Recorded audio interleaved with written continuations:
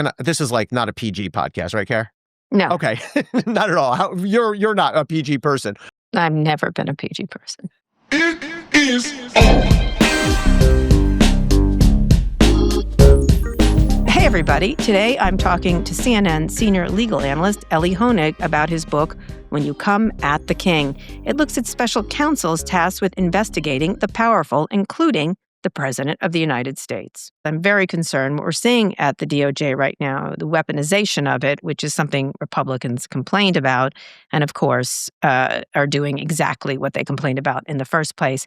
This is a really important conversation, so stick around. Ellie, thanks for coming on. I'm glad to be with you, Kara. Really, I think this book is like, you are the perfect audience for this. Someone who gives a crap about this and understands it, and is not a lawyer. I wrote it specifically for non-lawyers, so I'm excited to talk about it. It's an easy and funny read. You're a very good writer. Thanks. So in the introduction to your book, When You Come at the King, which is about I would say special counsel, special prosecutors. Yeah, the names have changed over history, right? Names have changed, but special prosecutors, people know them as. You write, a nation reveals much about itself by how it holds accountable its most powerful leaders when it suspects they've done wrong. Based on that maxim, what's the U.S. revealing about itself at the moment? We're revealing a major vulnerability, and this ends up being one of the theses of the book itself. You know, what I do in the book is I go back and talk to people who are involved in these cases from Watergate on through the Jack Smith investigation of Donald Trump. That's a 50-year period. And I argue at the end of the book that what's happening right now, what Donald Trump is doing in 2.0, is fundamentally different, like a break in the historical line from anything we've seen up until now. And by the way, I include in that Trump 1.0, which was very different, in not great, but different in important ways from what's happening right now. I think this is the question that we are asking ourselves. If we have a president who A, cannot be held accountable, and B, can use the power of the Justice Department to go after his political enemies, that leaves us in a very dangerous place. And I sort of wind up with a prescription and a plea to future presidents. Well, you know, that was always the problem before we could do it, right? We could do it. We just didn't, right? The way it was created. I mean, that's a really important point.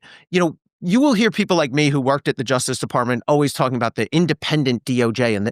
But, you know, if you dig down, there's nothing in the Constitution that says there shall be a Justice Department and it shall be independent. There's no law that says that. It's just the result of decades, centuries really, of good government and sound practice norms, all those things that are being trampled now. Yeah. So let's talk just very briefly about, we're going to get into the specifics, but talk very briefly about the history of this. So think of it as three sort of historical eras. From everything from Ulysses S. Grant, who was really the first president to appoint any outside prosecutor on a whiskey distillery kickback scheme, the beginning of time up until the end of Watergate, we had no rules. Even Watergate, and I quote some people who were involved in that case, they said, we were making it up as we went along. We were ad-libbing it. John Dean, who you and I both know, said it was all ad-libbed. After Watergate, Congress passed a law that was signed in 1978 by Jimmy Carter, which gave us the Independent Counsel. That's because of Nixon. Nixon. Talk about what Grant was the first to do it because a general was taken with whiskey kickbacks. Right, exactly. I mean, right? What I love about the story... And he was a friend, an ally of Grant. So basically, a guy who was very close to Grant was taking kickbacks from whiskey distillers in the Missouri region. Grant recognized, because of the political pressure, the media pressure, oh crap, I need the appearance, at least, of an independent outsider. He appoints an outsider.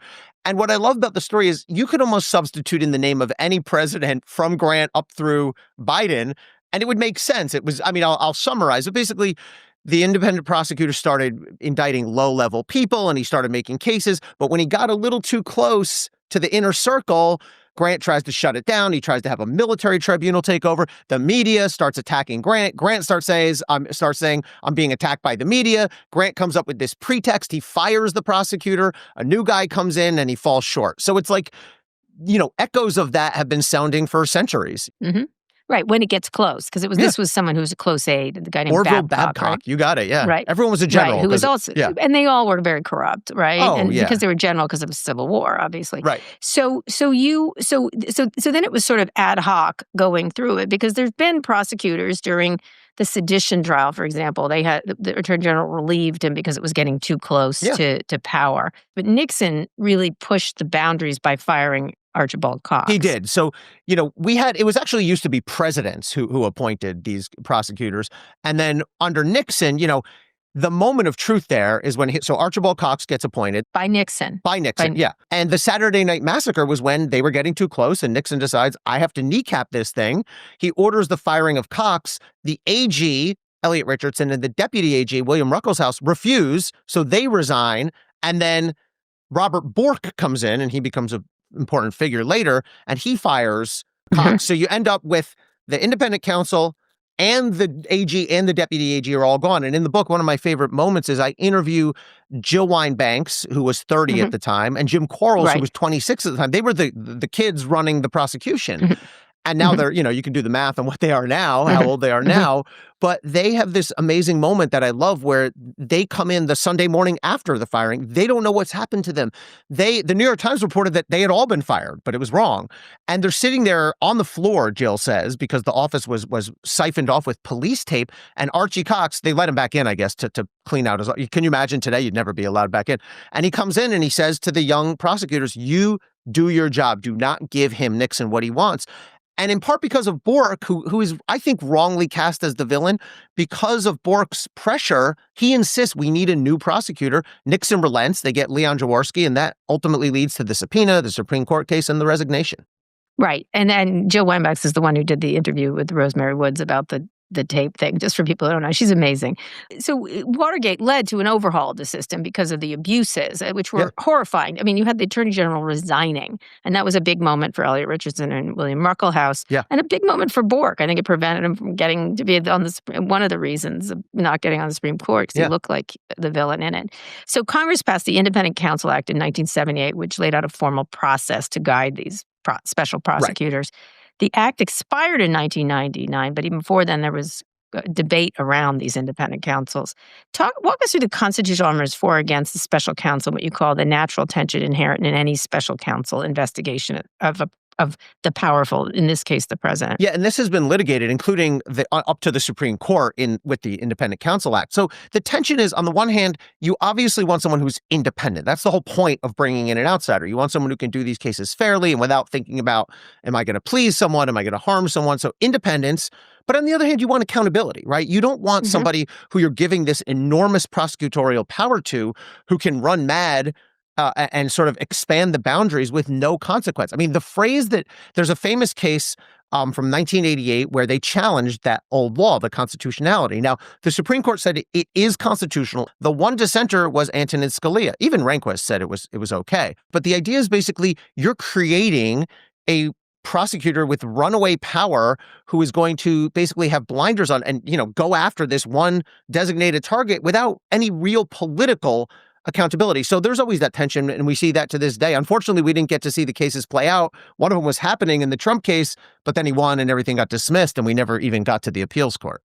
And so when you're thinking about this, it's these prosecutors have always been controversial, whether any of them that you write about here, because the partisanship has increased. Although during the Biden administration, there was one for Hunter, there was one for Biden himself. Has it cheapened it for it to be used so heavily as a way to get, it's almost a get out of jail free card by saying, we're going to get this guy, and then they never do anything. I do think, I agree with you. I do think it's been cheapened. I think there have been some, if you look at the history of the modern regulations, right? So they were adopted in 99 when that law was allowed. Both parties agreed this law is done, and largely as a result of everyone hated what happened with Ken Starr and Clinton, both sides. So they let the law die. In 99, we passed the regulations, which are still on the books. But here we are 26 years in. We've only had 6 appointments under these regulations. One of them was back the Scooter Libby. We'll talk about this with Pat Fitzgerald back in 2003, 4, 5. But then we didn't have any of them. But from Mueller on, we had 5. Right? We had Mueller, we had Durham, the investigators guy, as you say, we had the Joe Biden investigation, the Hunter Biden investigation, and the Trump investigation. And I think two of those in particular, I argue in the book, were completely inappropriate and, to use your phrase, Kara, cheapened this institution. The Durham case was ridiculous. It was This is investigating the investigators, right? In looking at it now, it's almost like a brisk warm-up for what we're seeing now, right? Right, we'll get to that. They brought in this guy to try to pick apart the Mueller investigation. He spends 4 years, and it's a complete disaster. And I think the Hunter Biden special counsel appointment was ridiculous. I interviewed Hunter's lawyer, Abby Lowell, who actually now represents Letitia James and John Bolton. All of this stuff comes full circle. And I think both of those appointments were inappropriate. But as you say, Joe Biden has an interesting record here because he inherits Durham. He couldn't have wanted Durham. He allows, he didn't explicitly greenlight it, but he permitted there to be appointments of special counsel to investigate Trump, Biden himself, and Biden's son. So that's historically different. It's almost the opposite of what we're seeing now from Trump. Right. So let's back up a bit because speaking of Ken Starr, and this is in this area, we get an expert outside question. Here's yours. It's a two-parter. It comes from someone who had extensive experience with Ken Starr in the 1990s. Okay. Hi, I'm Monica Lewinsky. First, Ellie, I just want to thank you for being so respectful of me in the chapter on the Starr Report in your book. I really appreciate it. I have a couple questions, even though I think it's only supposed to be one. So the first one is around, you talk about this in your book, and Ken Starr lied under oath before Congress. He said that they did not ask me to wear a wire on January 16th in the sting operation, and David Kendall very expertly cut to the truth with a lot of documentation that they had. So what consequences should Ken Starr have faced for having lied under oath to Congress, especially given the nature of what he was investigating, that perjury was part of that? Okay, and then my second question is around the printing of the Starr Report. So I knew that the government printing office had sold a bunch of copies, and I was astounded to read in your book that there had been a minimum of 1.5 million copies of the Starr Report sold, and all these publishers were selling something they didn't actually have to pay for. And because the Starr Report is made up of a lot of the facts were compelled via testimony or compelled with immunity, those different things. So not only myself, other people too, but I'm thinking about myself in particular. What kind of safeguards could be put in place for the future for people who kind of intellectual property is being used when it was taken for under oath or legal reasons? So are there any safeguards that could have been put in place or could be put in place for the future so that people can't make money off of a government report like that? Wow. I get a good one for you. My goodness. So, I know. So, did you see my face when she popped on? Yes, I did. That's why we did it.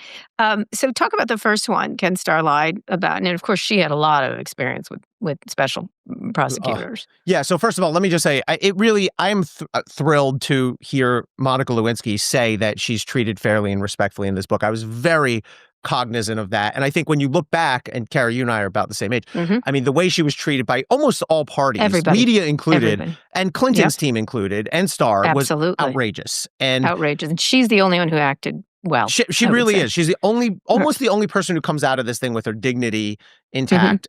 So I really appreciate that. So let me take her first question. So I interviewed for the book both David Kendall, who represented the Clintons.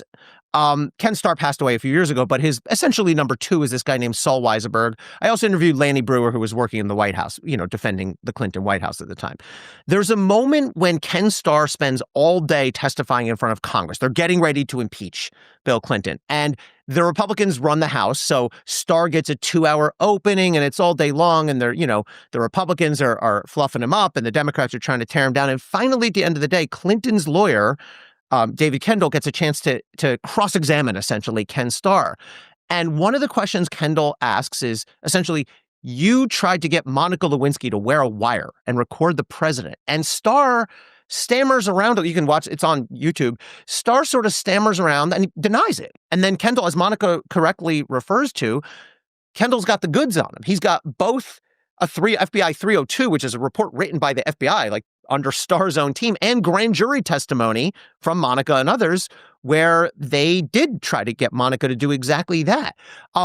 She asks, what could the consequences be for Starr? I mean, look, if the political winds aligned, he could have been, we just saw Jim Comey charged for lying to Congress in what I think is sort of a bogus case, but it would have been up to and including that. I think the long-term consequence for Ken Starr is how poorly he comes off in historical memory. And look, he was controversial at the time, but even his own, and this actually goes to Monica's second question, even members of his own team have since raised serious questions about the way he did it. And I think Ken Starr, and I try to give him a fair shake. I do give him, I think, a fair shake in the book, but comes out as the poster child, essentially, for a runaway independent prosecutor and all the reasons we don't want an independent prosecutor.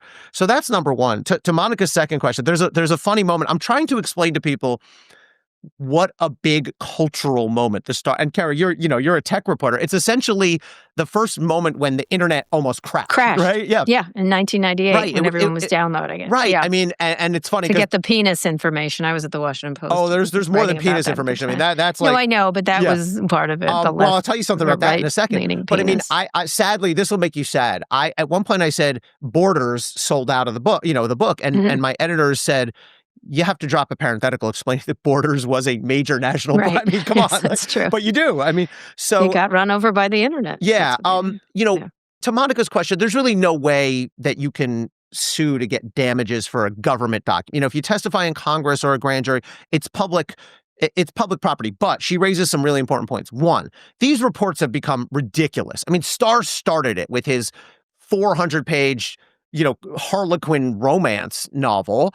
And now you see, and by the way, I quote some of the lawyers, and everyone from Trump's team to Biden's team to Hunter Biden's team agrees, these reports have gotten to be, why? So I think it was Bob Bauer, who represented Joe Biden, said, why does every one of these reports have to be a 300-page novella? And he's right. But the second point so I interviewed Saul Weisenberg, who was the number 2 guy for Starr, and I got him to admit 2 things that I thought were really historically interesting. One, there was a long dispute over whether Starr's team was leaking. They furiously denied it. I asked Saul straight up, did you guys leak? And he said, oh, hell yes. And it made me crazy. So that's number 1. But number 2, I said to him, do you think you went too far with this prurient sexual detail in the report? And at first he was a little, look, it was a perjury case, Ellie, you're a prosecutor. It mattered who touched who where. But I was ready. And I said, okay, Saul, but this is like not a PG podcast, right, Kara? Mm-hmm. No. Okay. Not at all. You're not a PG person. I'm never been a PG person. Well, Saul, but there's 2 points in the report where you note that after he and Monica had their interaction, the president masturbated into the Oval Office private sink. Like, what did that have anything to do with perjury? Like nobody, there was no two-way touching there. Anyway, yeah, that may have gone too far. I mean, he said that in the book. Right. He admits, right. And I think it's important that we finally have somebody from Ken Starr's team acknowledging that they went too far. And the damage was certainly to Monica, of course, but also to just the institution of independent counsel. I mean, people still use that. Right. Oh, don't turn it into a Starr report, So and this is why they changed the rules. The first special counsel after the Starr report was Pat Fitzgerald, investigating a leak of CIA operative Valerie Plame. Talk about what changed after that. So if we go back to 99, so this law that Starr was operating under, it was coming up for renewal every 5 or 10 years. Fun fact, when Clinton renewed it for the last time in 94, George H.W. Bush, who Clinton had just beaten 2 years before, advised him, like just in a sense of presidential collegiality, you don't want to sign this thing. Like it's a mess. And Clinton felt like he had to. And sure enough, where does it lead?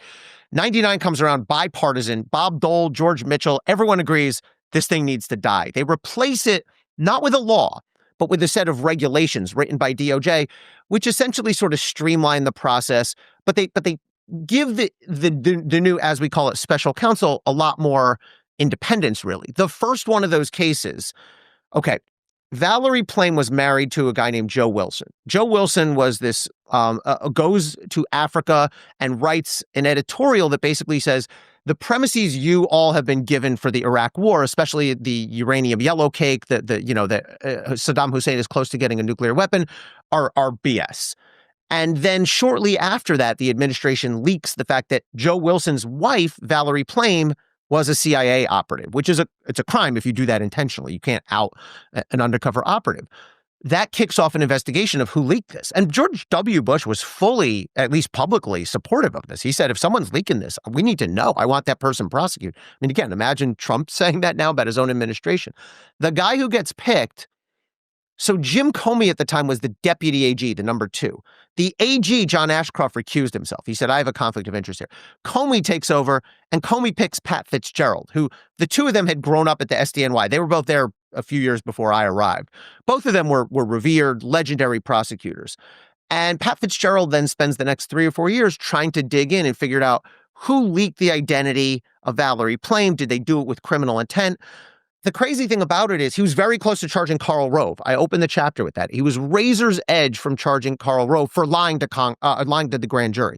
He ends up charging Scooter Libby, who was basically Dick Cheney's chief of staff. And there's this whole dramatic trial where Libby gets convicted of lying to the FBI. But the only person who actually goes to prison in all this, Scooter Libby, ends up, before he can serve his sentence, he gets sentenced to 3 years, but Bush commutes it. Cheney wanted him to pardon it, but Bush refused, and that actually led to tension that still exists between the two of them. But then Trump, in his first term, pardons Libby altogether just because he wanted to, poke people in the eye. The only person who goes to prison through all this is a reporter, a New York Times reporter named Judy Miller. She goes to max security prison for 85 days because she refused to give up her sources, one of whom was Scooter Libby, by the way. And I talked to Judy for the book about what it was like in prison and what she felt about the whole experience. Now, the most famous investigators in recent history were all tied to Trump in some way. James Comey, who just mentioned, Robert Mueller, and Jack Smith. Of course, James Comey was not a special counsel. He was FBI director. In the book, you explain why all 3 of them ultimately failed at their mission. Explain what each one got wrong and how the fallout from the election actually helped and enabled Donald Trump. So Jim Comey, let's start with him. Jim Comey is the perfect example of why we need some rules, because I get that it's an easy thing, Kara, to just go, it's all broken and F it, and we don't need any of these, special counsel rules. But if we look back to 2016, so this is when the Hillary Clinton email server investigation was happening, right? Hillary Clinton had been Secretary of State in the Obama administration. Loretta Lynch was the AG. Now, I think Loretta Lynch right away should have appointed special counsel. I mean, you're investigating the person who's about to be the Democratic nominee, has worked in this cabinet, but Lynch doesn't do that. Then Lynch has her tarmac conversation with Bill Clinton. They both happen to be at the Phoenix airport. Clinton gets on Loretta Lynch's plane. They talk probably about nothing. They both say it was about nothing. But Lynch herself said that cast a shadow, that's Loretta Lynch's word, over the case. At that point, Loretta Lynch should have recused herself. Sally Yates was the deputy AG, more than competent. Or she should have appointed special counsel. Instead, what Loretta Lynch does is say, I'm not going to remove myself from the case, but I'm going to defer to the FBI. I'm going to do whatever they say. Who's the head of the FBI at the time? Jim Comey. And the guy runs wild. The guy makes it all up as he goes along. Look, he's under both Loretta Lynch and Sally Yates on the DOJ org chart, but he basically ignores them both, does his own thing, undermines them, holds a press conference, 2 of them, one press conference, 1 letter, but makes 2 big announcements right before the 2016 election that Hillary Clinton was wildly reckless and all that. And then he reopens the case 11 days before the election. And Comey has since been harshly criticized, not just by the Justice Department Inspector General, by AGs, Democrats and Republicans alike. Eric Holder, not in my book, I quote it, he's from a report, says basically Comey completely violated the rules and he did everything wrong. And, did that flip the election? I actually dig into this a little in the book. The short answer is we'll never know for sure, but probably. He probably, and look, there's a moment, Kara, that I quote in the book where Hillary is being interviewed by Caitlin Collins on CNN last year, a few weeks before the election. And Caitlin asks Hillary Clinton, how do you feel about Kamala Harris's chances? And Hillary's first words were, well, at least she doesn't have Jim Comey waiting to jump out and kneecap her. So that's an important lesson, I think, from Jim Comey. And, again, the charges against him now are a separate thing, but his history is not We'll good. Get to that in a second. And then Mueller and Smith. So Mueller, look, I think the thing that people remember most about Mueller is that he didn't say his conclusion, right? He said, there's no evidence of a criminal conspiracy with Russia. It doesn't mean people on his team didn't. I mean, they certainly tried, but, no evidence of an actual conspiracy. But then on obstruction of justice, Mueller gave us this whole, I can't say, but I would, you remember this, right? The whole double speak. And I talked to several members of Mueller's team who said, basically, look, we support ultimately what he did. We understand, we think he was acting out of principle, but Is there a fair argument that maybe he could have done it differently? Sure. One of them said to me something like, did I have daydreams about like going down there and calling a press conference to say, of course we say he could obstruct justice. Sure, but we didn't ever do it. But, another interesting point they made is, do you remember the whole cartoonization of Mueller, right? All the T-shirts and the mugs and the action figures. They hated that. The members on his team said that was everything that Bob Mueller is not. He is not a self-promoter. He did not see himself as some avenger of lefty family fantasies. He saw himself as a guy whose job was to do the job. And he said, by the way, it fueled Trump. They said, it fueled Trump's paranoid theories about this guy's out to get me. So there's a lot of interesting sort of, reflection back on that now from both sides again. You write that he could and should have explicitly stated his prosecutorial conclusion, even with respect to a sitting president who could not be indicted. He should have done that. Yeah, I mean, that was the whole big controversy, right? Because Mueller gives us the whole wishy-washy. Now, look, he could not have indicted Trump at the time because Trump was the president. That's longstanding DOJ policy, also subject to an interesting debate, but it was the policy. But what he clearly could have done, and I went back and talked to one of the guys who wrote the regulations, is said, while I cannot indict the president because he's a sitting president under longstanding DOJ policy, I do find that the evidence would be sufficient to support an indictment here, and maybe even say, I recommend that when he's out, there should be an indictment. Just the way Herr said, I don't. He came to a conclusion about Biden's Herr came age. to a negative conclusion, right? Right. But yeah. But the question is, what if there's yes, it should be indicted. But Herr could have, and I, from talking to people around this is with Biden's documents. If Herr had concluded that Biden had committed a crime, he would have said so, right? I mean, I have that from the reporting in the book. And I went back to the guy one of the guys, there was 8 or 9 people on the team who wrote the special counsel regulations. By the way, Chief Justice Roberts was one of those 8 or 9 people too. I couldn't get to him. But I talked to another person who wrote it, and he said, of course we meant that you had to say so. I mean, the regulations actually say the special counsel must state his prosecution or declination decisions. Right. Or someone like Barr comes in and says so. Well, that's what happened, right? Mueller left the vacuum and Barr filled it. And then Jack Smith looked at the fundamental problem for Jack Smith. The first line of the Jack Smith chapter is Jack Smith never had a chance, because I think you and I have talked about this, Karen. Merrick Garland waited 2 years before he appointed Jack Smith. And when Jack Smith gets appointed November of 22, I said at the time, I said on CNN, I wrote in my last book, there's no physical way Jack Smith is going to be able to get these cases investigated, charged, get through motions, which was going to include immunity in the Supreme Court, and get these cases tried before November 2024. And sure enough, that's how it played out. That's exactly how it played out. Now, very briefly, in a way, the investigations of all these three were defined by the AGs they were prepared. As you mentioned, Loretta Lynch for Comey, also Jeff Sessions, Rod Rosenstein, and then Bill Barr for Mueller, and then Merrick Garland for Smith. Talk very briefly about the lack of influence of the AG and the impact. It's interesting because different AGs have taken different approaches. Some AGs have said, I want nothing to do with this. Comey, for example, with Fitzgerald, a member of Fitzgerald's team said, we never heard anything from the guy. And I would argue that's how it should be. The point is, I'm empowering you, special counsel. There's still some reporting, but you do your own thing. In the history, they have taken apart special counsels or versions of them. Exactly. Rod Rosenstein, who I talked to for the book, and the Mueller team confirmed this, they would meet every 2 weeks and basically brief him on the big points of the investigation. They felt like, he had to deal with the White House, he had to deal with Congress, and they couldn't have him totally blind to all that was happening. Right. Garland really Sessions stepped out. Yeah. Yeah. But go ahead. Garland was really more of the Comey model of very hands-off. He let Jack Smith run almost completely on his own. So, I think... What about Bill Barr?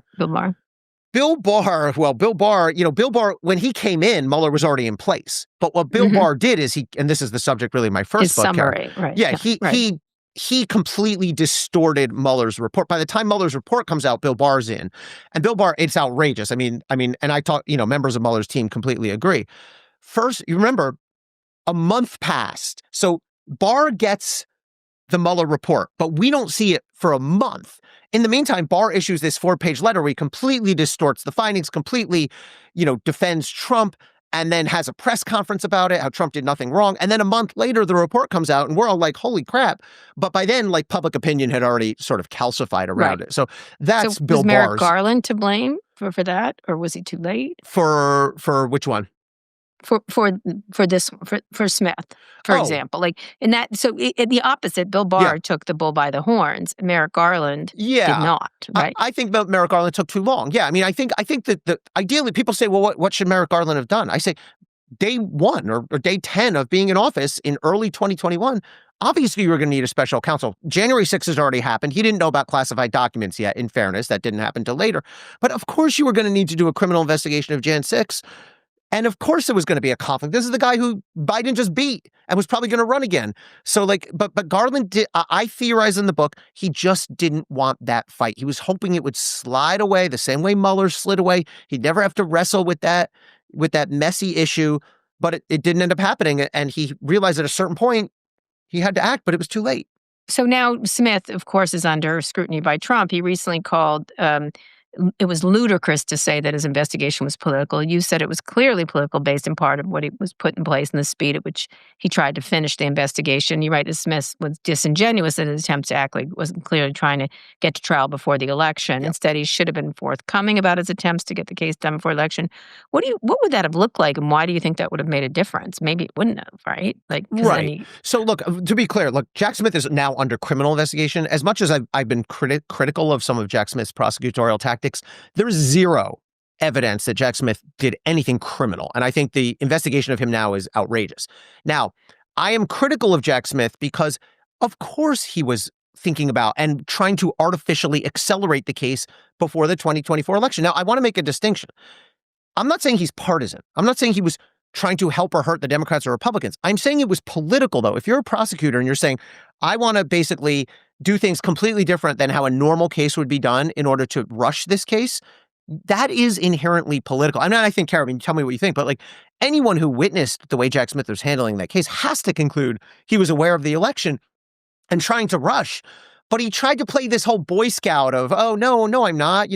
He asked for the case to be tried 5 months after the indictment. The average case in that district takes 2 years till trial. Mm-hmm. A case with 13 million documents, it would have been physically impossible. There's a million other examples, but...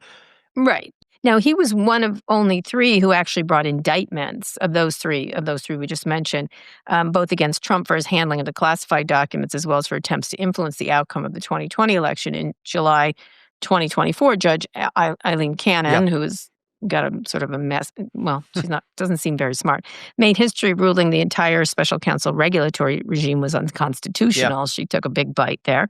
She based her argument on Antonin Scalia's great dissent from you mentioned the 1988 Supreme Court decision, Morrison v. Olson. Talk about the dissent and explain where we are now in terms of the constitutionality of special counsels. Where we are now is nobody knows because, Cannon, as you say, took a big swing. She said this whole thing is unconstitutional because you can't have someone exercising that kind of prosecutorial power unless they're nominated by the president and confirmed by the Senate. And she quoted at length the Scalia dissent that we talked about before. What looked like it was going, and by the way, a lot of people who've been investigated by special counsel have made that same argument and lost. Trump made it in the Mueller case and lost. Hunter Biden made it and lost. Cannon becomes the first judge ever to say, actually, it is unconstitutional. What was going to happen was that would have been appealed to the Court of Appeals and almost certainly to the Supreme Court, and we would have got an answer. Instead, while the case was pending in the Court of Appeals, before they ruled, Trump wins, everything gets dismissed and thrown out. And so we don't know. The only way we're ever going to find out is if there is the next time someone will challenge it again. Right, and Cannon is thought to be a Trump acolyte, and then she did it on purpose to delay things, correct? Yeah, look, Although she may have had a point here, right? We should get it up to the Supreme Court. Yeah, look, Cannon was very favorable for Trump at almost every turn, and it is an issue that obviously needs to be resolved by the Supreme Court, but we got cut off midstream. All right, so now we're in Trump 2.0. It's not hard to see what's coming at the king means to current Attorney General Pam Bondi. She's launched this weaponization working group at the Department of Justice to go after officials who allegedly weaponize the legal system against President Trump, who she works for and not the American people, obviously. Yeah. Here she is speaking to Sean Hannity on Fox a few weeks ago. Whether you're a former FBI director, whether you're a former head of an intel community, whether you are a current state or local elected official, whether you're a billionaire funding organizations weaponizations to try to keep Donald Trump out of office. Everything is on the table. She's so thirsty. You don't have to say that. Former FBI Director James Comey, New York Attorney General Letitia James, and former Trump National Security Advisor John Bolton have all been indicted. We're likely to see more. It seems clear they were ordered by Trump. He posted what he seems to be a private message to Bondi on Truth Social, although I think they leaked it on purpose, calling for her to go after Comey, James, California Senator Adam Schiff. What do you make of these indictments and Bondi's statement that everything is on the table? And I know Bolton's indictment is different from the others, more serious. But talk about those ones that are pending right now. So what Pam Bondi is doing now is completely hypocritical and outrageous. I want to start with that, and completely different. Look, my first book was about Bill Barr. I mean, Bill Barr looks quaint compared to Pam Bondi. Two things. One, anything that might impact the administration negatively gets killed in the crib. I mean, look at the signal scandal, right? You remember this, with all those guys discussing the military attack. Not only did she refuse to even open an investigation when precedent was, of course, you at least investigate. 3 days in, she says, nothing to see here, no crime, and you should all be cheering about the military strike. So that was, to me, was the tell. On the other hand, the irony, I guess, of calling this the weaponization working group when you're just over-weaponizing it. So I have been publicly critical in the book of Jim Comey and elsewhere, and I've been publicly critical of Letitia James. I thought her civil lawsuit against Trump was outrageous. It ended up getting largely vacated by a liberal court of appeals. However, the prosecutions of the financials, just the financials, right, exactly, not the conviction itself. Yeah, exactly.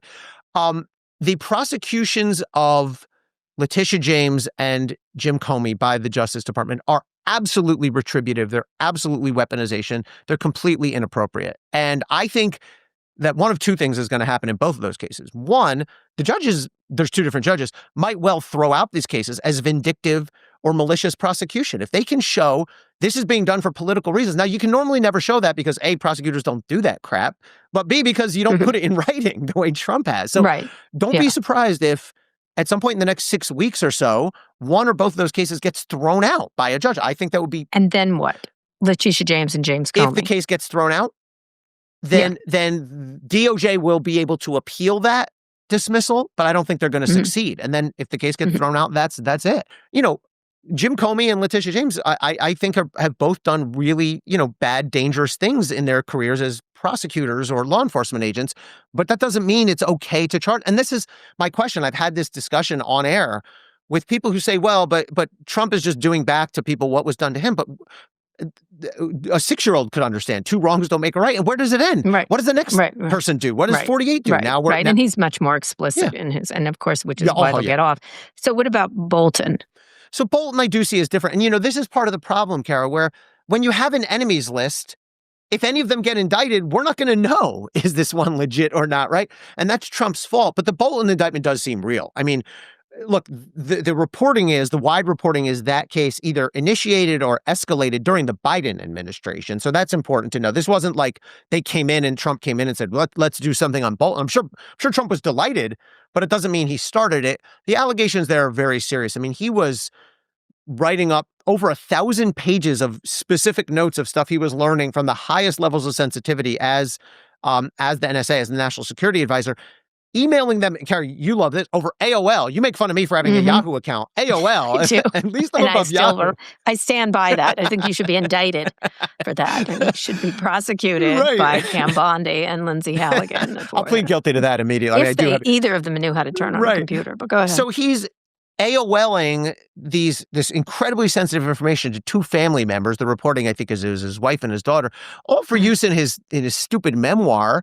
And but these are attack plans, these are missile launches, and then the other thing that's really bad is at one point it got hacked. His AOL got hacked by Iran. I mean, that couldn't have been that hard. And then his team according to the indictment, his team reports the hack to the FBI, but leaves out the fact that he was using that email account to send classified stuff to outsiders. Now, his team contests all of this. Abby Lowell, by the way, Bolton's lawyer, Abby Lowell, speaks to me for the book about Hunter Biden. Abby also represents Letitia James and John Bolton, and Lisa Cook, the Fed governor. This guy's like the busiest lawyer on the planet. He is. Yeah. He is. He's a character, too. Yeah, he is. So last week, then, President Trump publicly gave out another list of people he'd like to see prosecuted, including former special counsel Jack Smith, who we just discussed, who was investigating January 6th in the classified documents, Andrew Wiseman, a lead prosecutor for the investigation of the 2016 Trump campaign's potential ties to Russia, President Biden's Deputy Attorney General Lisa Monaco, and Senator Adam Schiff, who had pushed for Trump's impeachment in the House. It's obviously highly unusual for a sitting president to publicly call for retribution like this. But how does these very clear calls for prosecution affect the actual cases? Yeah. And who else do you think could be next on the list? And who wants to be a special counsel if this is the case, unless you're a complete idiot like Lindsay Halligan? Right. All retributive, by the way. Like zero basis to think any of these people that you just listed committed a crime. Important to know, by the way, this is another argument for why we need special counsel. They're not using special counsel. They're using whoever the hell they want and calling them weaponization. They're using Lindsay Halligan and Ed Martin, and there's no rules around it. Please explain who Ed Martin is. Ed Martin is this guy who had never been a prosecutor. He was this, over-the-top election denier, 2020 election denier, and just very aggressive Trump supporter. Trump tried to put him in as a high-ranking DOJ official. Even Republicans in the Senate would not confirm him. So now they have him as this roving weaponization guy who's sort of pushing a lot of these cases, a complete charlatan, really. So now you have these cases. Now, what can be done about them? The reality is, by the way, I should tell you, I was speaking on the phone with a lawyer for one of these people that you just mentioned. And I said, he can't charge your client. Like, there's no way. And this person goes, of course he's going to. What are you, nuts? I said, but on what? He goes, who cares? He's already done it. He's already done it with James and Comey. And so maybe, but the reality is people say, can't this be shut down? There's no way to go to a court and say, this judge orders Pam Bondi to knock it off, like all of it. It's going to have to be case by case. But as we just discussed, Kara, all these people are going to have vindictive or selective prosecution. And I actually want to see what happens if there's this string of 3, 4, 5, whatever cases that are rejected, either by judges or juries for exactly these reasons. But it's going to have to be case by case. They're all going to have to duke it out. And they have to pay money and they've got to spend time. And tons of money. Yep. So we've seen many prosecutors who are very good at their jobs are horrified over this. They've resigned. And also hundreds of DOJ employees have also been fired, including agents who were part of the investigation into Trump's role in the January 6th attack. More than 280 former DOJ officials recently signed a letter saying, we believe it's our duty to sound the alarm about the administration's degradation of DOJ's vital work and its assault on public servants who do it. Do you expect public pushback from these possible even more resignations at this point? Do rank and file prosecutors have a responsibility to say this isn't what I signed up for? What happens here? Yes, I applaud the people who have resigned. I think they've done the right thing and the principled thing. I'm always a little hesitant to say everyone should resign because it's hard. You have people have kids and families and all that. Although if you leave DOJ, you're probably going to get paid way more at a firm. But let me put that aside. Yes, they've done the right thing. Yes, this should be a bright red flag. The fact that we've seen not just one or two or smattering, but dozens, hundreds, if you count the firings of people who've resigned or been fired for resigned for good reasons or been fired for bogus reasons out of principled objection. I mean, what is happening goes against every ideal. The reason you take the oath is to be a fair and impartial prosecutor. So yes, I applaud them for that. Will it continue? I'm sure it will. I'm sure that if someone gets an order to indict Jack Smith and people look at that case and decide it's BS, yes, you will see more resignations. And people are coming forward slowly. There was a guy on 60 Minutes just the other night who was one of the people who objected to one of these prosecutions. I do fear, though, Kara, that it's becoming just background noise, that it's now no longer all that sensational to see somebody coming out and say, here's why I resigned for president. I mean, we've seen Archibald Cox, right? It's no right, exactly. Elliot Richardson. Exactly. And these people have made their points and they're well received and I applaud them, but I don't know that it's not their fault, but I don't know that the needle's being moved. Look, there are a lot of people, let's keep in mind, Kara, a lot of people think this is great what Trump's doing. A lot of people feel with some justification, they overstated, but Trump was targeted by some of these cases. The Alvin Bragg case, I think, was ridiculous. Letitia James lawsuit was ridiculous. But to say that this is an appropriate response leads us nowhere. It leads us to Right. descending chaos. Correct. It's an over-response. Yeah. I mean, which of the cases against Trump did you think wasn't? Was the documents case, correct? I thought Trump should have been indicted federally for the documents case and federally for January 6th, broadly speaking, trying to steal the 2020 broadly election. speaking. That's it. Yeah. And I think it should have been done way earlier, like right away, as we discussed earlier. Merrick Garland should have had someone on that from day one. I think the state cases were all unnecessary pile-ons, overkill, overdone, oddly constructed. And I think they were, look, it's dangerous, I think, when you have elected state-level AGs and DAs from 90% blue or red areas running for office saying, think about it, just flip the tables. Let's say someone was running for AG in Massachusetts and they said, a Republican, vote for me and I promise you I will nail Elizabeth Warren. I don't know how. I'm going to dig through her financials. I'm going to find something on her. That's what Letitia James did. Well, like you said, if I have $30 million, I can find something Someone on said that, any I of love us. that. Some witness said that directly to a special counsel in front of a jury. He said, Right. you give me Anybody. $30 million, I'll find something on you, sir. I love that line. Yeah. Right, which is true, which is absolutely true. And people are worried about the weaponization, but Trump takes it, of course, to another level. None of that doesn't justify what he's doing now. It doesn't justify going on this prosecution binge of everyone who's ever upset you. Well, that's the hallmark. He overdoes, like the poop thing he just did. We're not going to go into that. Before we go, there's a couple more things. I would like to hear how you think to improve the process. In the final chapter, as you noted, you lay out 7 proposed reforms, including creating a new semi-permanent special counsel position within the DOJ. Talk through them each, briefly, each of them, and what's the biggest challenge in actually implementing them? Because there's no cooperation here, except everyone's tired of this lawfare. I guess that's the term they use. There is no perfect system here, right? I don't purport. Someone said, "Oh, his system has certain flaws." Of course, like we've been trying to do this for hundreds of years. But I think there's ways we can improve what we have now. And the core of it is we need to create a semi-permanent within the Justice Department special counsel's office that has a permanent staff support, that kind of thing, that has a multi-pronged mission, that it's not just you go get the president. That's it, one-on-one. You take away that sort of heat-seeking missile element of it. Ideally, Congress would pass a law saying this job is created. It needs to be presidentially nominated, Senate confirmed. That gives it that political legitimacy and accountability we were talking about before that has been a problem over the years. That has a set number of terms. So 5 years, 10 years. We have some examples of that. FBI director, although Trump now fires them at will. But so the set number of years overlaps presidencies. It's not just you're serving coterminous with the president. I think the person needs to be given higher levels of protection against firing. You can set the level as high as you want. I think we need to weed out people who are political partisans from serving on that team. There have been examples of people who have political leanings outside of work, but we can, why would we need someone who's politically partisan when there's hundreds of people who are not, who can do this? So, if you think about it, it's sort of like the way we have inspectors general who have this independent room to operate within the different departments, but with prosecutorial authority and with meaningful political accountability. So, but not like internal affairs in a police department, because those are usually widely hated, right? Yeah, these people are not beloved either, right? These special counsels, sometimes you have to do jobs that people don't love.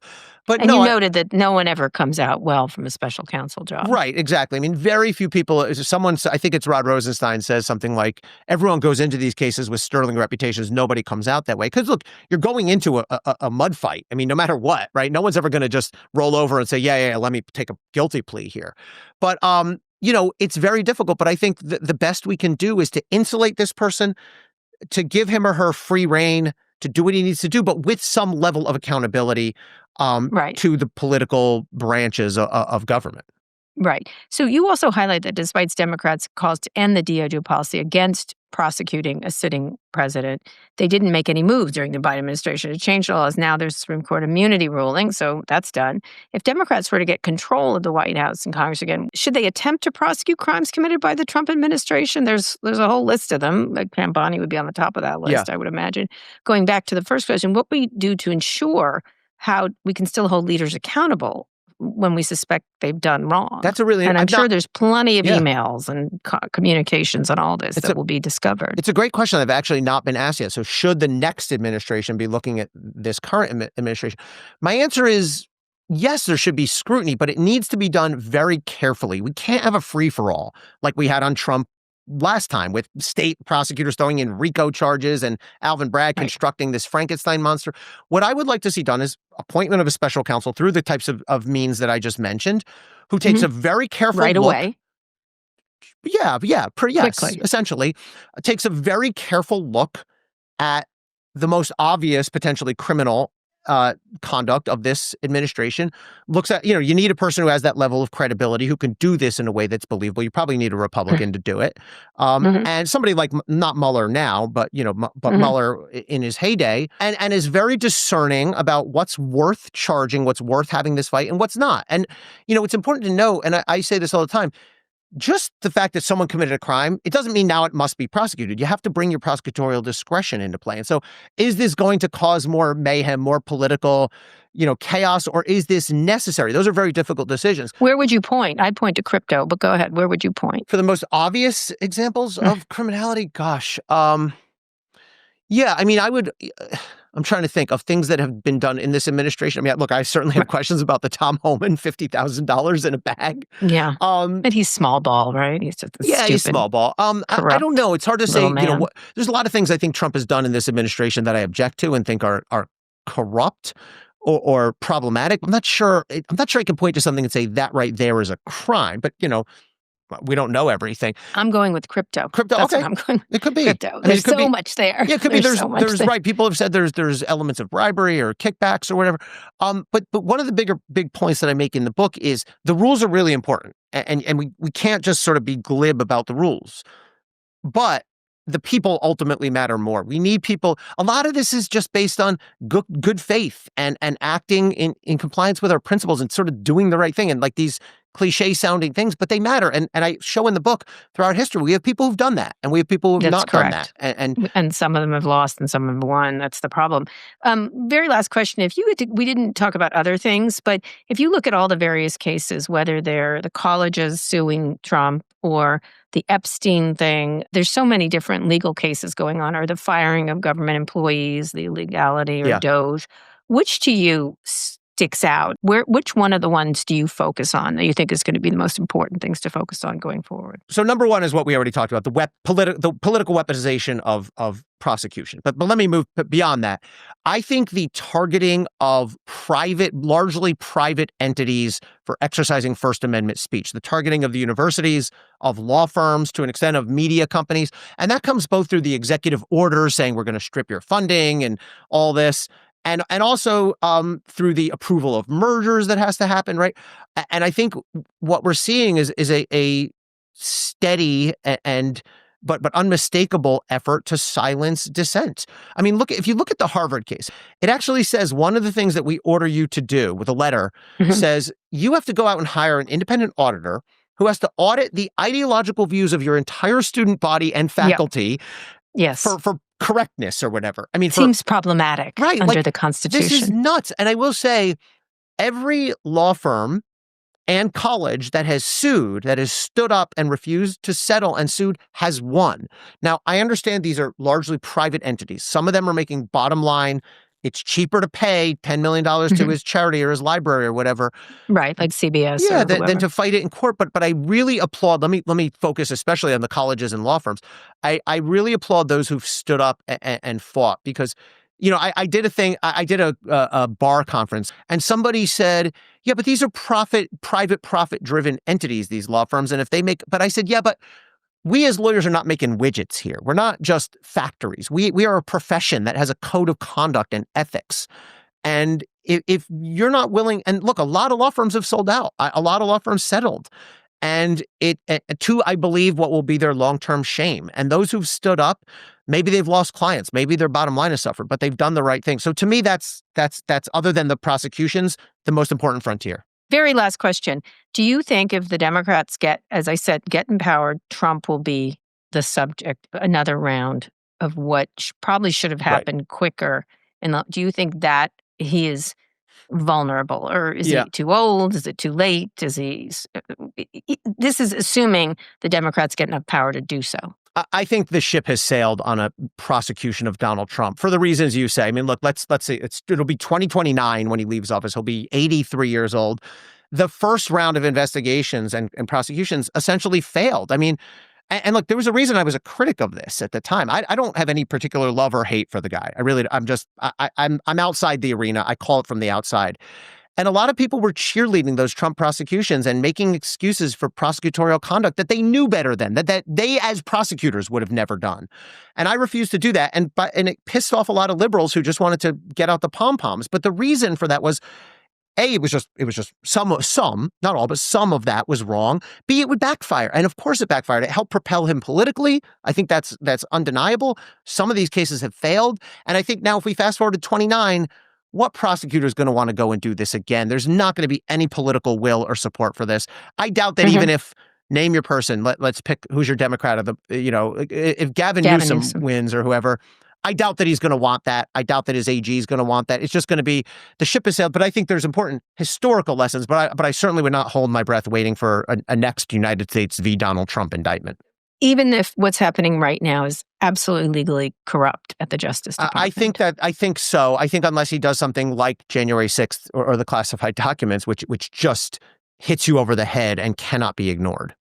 But the legal corruption at the Justice Department. Yeah, I don't know. The crazy thing is, I don't know that that's actually criminal to say we're going to overreach. Reforms and congressional changes to the rules, correct? I do hope that the weaponization of DOJ that's happening right now causes serious backlash, political backlash, so that whoever comes in next says, similar to what happened after Watergate, right? We need a whole new regime. We need to rethink this. We need laws. We need protections. We could be looking at a post-Watergate 2.0. 2.0. But what message does that send if this is a person who's violating a lot of things? I mean, January 6th alone. What message does that send? Or is it just about Donald Trump gets out of jams? My second book, the middle book, was about all that. It's called Untouchable, How Powerful People Get Away with It. And it goes to a point I make in this book that I think you opened with today, which is, everyone's heard the axiom. It says a country says a lot about itself by how it treats its least powerful people, its most vulnerable people. There's a flip side of that. We say a lot about how we treat our most powerful people. I do think Trump, in a way, is one of a kind. I do think he's gotten away with stuff way beyond what anyone else could ever get away with. But it's really hard. It's really hard, and I think you can see this through the history, to meaningfully hold someone to account in a way that has some modicum of political and public support. And so It's a very difficult challenge. I always say to people when they get all upset about that is just because it seems like the wicked and criminal win, just because you don't know the end of the story. Maybe.